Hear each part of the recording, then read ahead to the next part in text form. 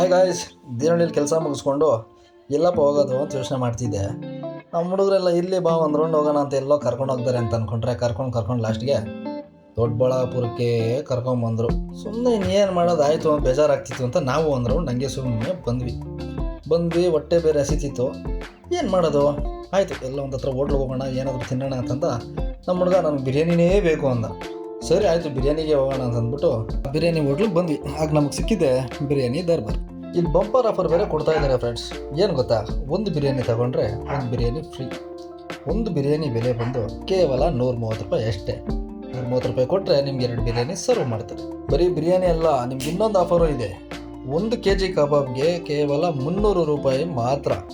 ದಯವಿಟ್ಟು ಇಲ್ಲಿ ಭೇಟಿ ನೀಡಿ, ತುಂಬ ಹೊಟ್ಟೆ ತುಂಬ ಊಟ ಮಾಡ್ಬೋದು ಫ್ರೆಂಡ್ಸ್. ಅದರಲ್ಲಿ ಬೇರೆ ಮಾತೇ ಇಲ್ಲ ನಿಜವಾಗ್ಲೂ. ಇನ್ನು ಲೊಕೇಶನ್ ಎಲ್ಲಿ ಅಂತ ಹೇಳ್ತೀರಾ, ಡಿ ಕ್ರಾಸಿಂದ ಬಸ್ ಸ್ಟ್ಯಾಂಡ್ ಕಡೆಗೆ ಕೇವಲ 1 ಕಿಲೋಮೀಟರ್ ಹೋದರೆ ನಿಮಗೆ ಒಂದು ಜಿಯೋ ಗ್ಯಾಸ್ ಸ್ಟೇಷನ್ ಸಿಗುತ್ತೆ. ಅದರ ಪಕ್ಕದಲ್ಲೇ ಲೊಕೇಟ್ ಆಗಿರೋವಂಥದ್ದು ಈ ಒಂದು ಬಿರಿಯಾನಿ ಕಾರ್ನರ್. ಸೊ ದಯವಿಟ್ಟು ಎಲ್ಲರೂ ಒಂದು ಸಲ ಭೇಟಿ ನೀಡಿ, ಎಂಜಾಯ್ ಮಾಡಿ.